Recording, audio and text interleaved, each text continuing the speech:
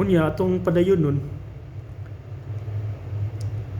karon ako sang giistoryahan, ako sa gipangutana, na ba kay mabasa sa diha sa sitas sa karaang kasulatan, no? Old Testaments nga ang mga santos sa Katoliko mauna ang mga Diyos-Diyos.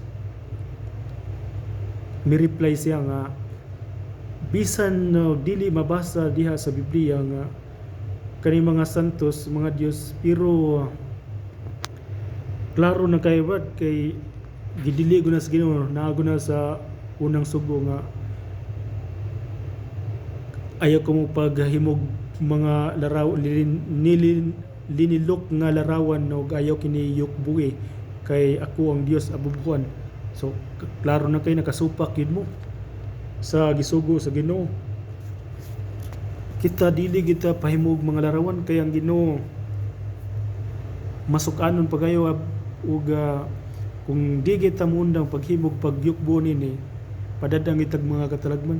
So ko oga ako sa gingnan nga karon brad wa man kay mabasa diya sa Biblia nga punong santos nganong magpadayon pa man ka og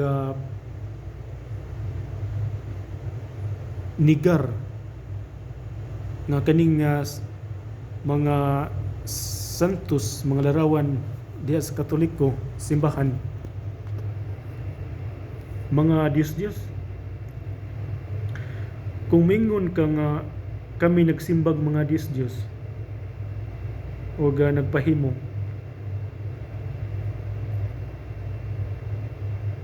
ang Diyos mismo mo yun ang nakasala karon kay iham ng sugo sa una sa napuo ka sugo nga istrikto kayong Ginoo di kita pahimon. Karon ang Ginoo misugo man kang Ezekiel nga paghimog templo sa Ezekiel 41 bersikulo 18 ngadto sa 20 nga paghimog templo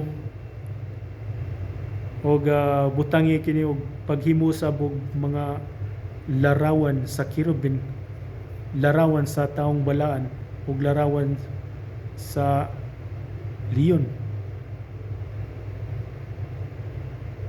Sa ato pa din nagpahimo diyang Ginoo. So makalibog kayo. Ngano man gyud nagsugo ang Ginoo sa pagkasugo kung ay paghimog larawan karon nagsugo sab siya nga paghimog templo ug paghimog mga larawan kisa may nasayo pa ni ang Ginoo ang imong hunahuna. Mingon sa nga kamo ginasayo pad kana bad katarungan na di ginamao. Use your logic. Don't use your emotion.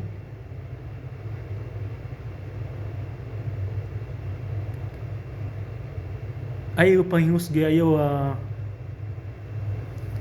pakigbatuki ang mga pagtulunan sa Katoliko nga wa nimo masabti. Kay akong balikon kay kani man kung tawag larawana gihimo sa Ginoo kay ang Ginoo diay once nga magigistorya sa tao motagbo siya diha sa larawan sa kirubin. So mao na siya nga ang mga larawan sa mga santos, sa mga taong balaan, makigtagbo ang Ginoo diha kay naman iyang presensya sa mga balaan ng mga tao. So ang imong pagsabot mo ay nasayop dili ang mismo ang Katoliko kay kami mga Katoliko abagi maghimog mga Diyos, mga santos o ana mo gisip nga mga Dios. Nasayad ba ka sa Santiago 5:17 ang paggampo sa taong balaan kahimutan og dunggon sa Dios kay mga balaan gud sila. Kita kung diretso tagampos Ginoo, bisa natay mga dagkong sala di og dili kita dunggon, kay ang atong mga sala mao'y nag-ali ka nato, ang grasya dili kasud. Murag tungod sa atong sala ang Ginoo nagpahilayo ka nato. Mao na ang Ginoo, kung magampo ang taong balaan kaymutan karon sa Job 42 bersikulo 8 ngadto sa 9, pareha sa mga tulo ka mga makasasala, mga amigo ni Job,